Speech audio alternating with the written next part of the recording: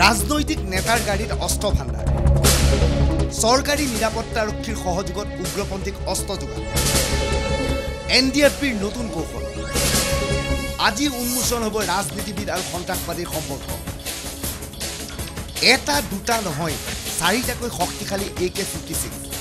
এই যে চাৰিটা AK-56 দেখিছে এই চাৰিটা হ'ল ৰঞ্জন দৈমাৰী ফৈদৰ NDFBৰ AK-56 NDFBৰ বাবে ক্ৰয় কৰা হৈছিল এইকেইটা অস্ত্ৰ এই অস্ত্ৰ অনা হৈছিল ডিমাপুৰৰ পৰা চৰকাৰী নিৰাপত্তা আৰক্ষী পোৱাৰ ৰাজনৈতিক নেতাই কঢ়িয়াই আনিছিল এই অস্ত্ৰ এই মহিলাগৰাকীলৈ চাওক এওঁৰ নাম শুভ্ৰা নাৰ্জাৰী BPPFৰ ৰবিৰাম গোটৰ এওঁ এগৰাকী শীৰ্ষস্থানীয় নেত্ৰী এওঁ BPPFৰ সাধাৰণ সম্পাদিকা BTAD নিৰ্বাচনত স্বয়ং হাগ্ৰামা মহিলাৰ বিৰুদ্ধে প্ৰতিদ্বন্দ্বিতা কৰিছিল এওঁ তাৰমানে মই BPPFৰ কেণ্ডিডেট আছিল যে আৰু এতিয়াও চেণ্ট্ৰেল সেক্ৰেটাৰী হৈ আছে মই BPPFৰ আপুনি কেণ্ডিডেট আছিল তাৰপিছত দেৱৰগাঁও সমষ্টিৰ মই দেৱৰগাঁও সমষ্টিৰ মই হাগ্ৰামা চিফৰ লগতে ইলেকশ্যন খেলিছিল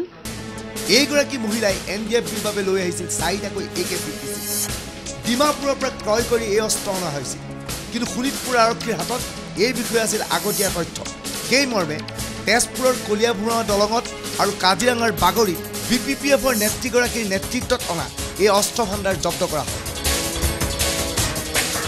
গাড়ীৰ চিটৰ তলত অতি কৌশলেৰে ভৰাই ৰখা হৈছিল এই চাৰিটাকৈ AK-56 শোণিতপুৰ আৰক্ষীয়ে কলিয়াভোমৰা দলঙৰ ওচৰত দুটাকৈ AK সিৰিজৰ ৰাইফল উদ্ধাৰ কৰিবলৈ সক্ষম হৈছে আৰু মই দেখুৱাইছোঁ কিদৰে এখন মাৰুতি কাৰৰ ভিতৰত এটা চেম্বাৰ প্ৰস্তুত কৰি আৰু ইয়াত কিদৰে তেওঁলোকে সুন্দৰভাৱে সুসজ্জিতভাৱে পৰিকল্পিতভাৱে আনিছিল AK সিৰিজৰ ৰাইফল আৰু ইয়াতে অনা হৈছিল ইয়াত সজাই সিটৰ তলত তেওঁলোকে এটা চেম্বাৰ প্ৰস্তুত কৰি এইদৰে সৰবৰাহ কৰিছিল ৰাইফল ঘটনা সংক্ৰান্তত গ্ৰেপ্তাৰ কৰা হয় শুভ্ৰা নাৰ্জাৰী সহ মুঠ 5 জন লোকক তেওঁলোক ক্ৰমে শুভ্ৰা নাৰ্জাৰী বিনয় ইছলাৰী লোকনাথ বড়ো ধীৰেন্দ্ৰ ব্ৰহ্ম আৰু নাৰ্জাৰীৰ দুজন স্থায়ী নিৰাপত্তাৰক্ষী দিলীপ কুমাৰ নাথ আৰু সুভাষ মাৰাক এতিয়া আমি ইনভেষ্টিগেশ্যন জাষ্ট আৰম্ভ হৈছে আমাৰ আৰু NDFB ৰঞ্জন দৈমাৰী গোটৰ কাৰণে অনা বুলি আমাৰ সন্দেহ হৈছে ভেৰিফাই কৰি থকা হৈছে নাটকীয়ভাৱে এই ঘটনাৰ মূল অভিযুক্ত শুভ্ৰা নাৰ্জাৰীয়ে দাবী কৰা মতে তেওঁ এই বিষয়ে সম্পূৰ্ণ অজ্ঞ গাড়ীত কি পাইছে মই দেখাই নাই গাড়ীত কি ৰাখিছে মই একো নাজানো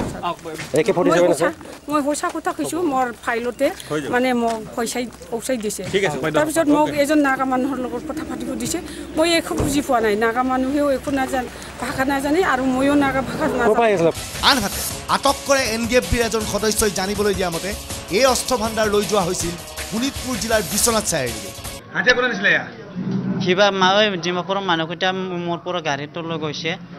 তাৰপিছত সিহঁতে ক'ৰ পৰা লৈ কিবা লোড কৰি লৈ আনিছে আমিতো গমেই নাপালোঁ তাৰপিছত ডিমাপুৰ পৰা এজন মানুহ আহিছে সেই গাড়ীটো লৈ আনিছে মানে কিবা মই চাৰিআলিৰ ওচৰতে থাকিছোঁ ডিমাপুৰ কিবা গোলাঘাট বাছ ষ্টেণ্ডৰ ওচৰতে থাকিছিলোঁ আমালোকে এই ঘটনাই ইতিমধ্যে আৰক্ষী মহলত যথেষ্ট চাঞ্চল্যৰ সৃষ্টি কৰিছে BPFৰ দৰে এটা সক্ৰিয় ৰাজনৈতিক দলৰ এগৰাকী শীৰ্ষ নেত্ৰীয়ে এইদৰে NDFBক মুকলিভাৱে সহায় কৰাৰ ঘটনাই নতুন দিশ উন্মোচন কৰিছে প্ৰশ্ন হয় এনেদৰে ৰাজনৈতিক নেতাই NDFBক সহযোগ কৰি আহিছে নেকি কেমেৰা পাৰ্চন অমিতাভৰ সৈতে পুলক কুমাৰ ডেকা আৰু ৰঞ্জিত ৰজক নিউজ লাইভ তেজপুৰ আৰু কাজিৰঙা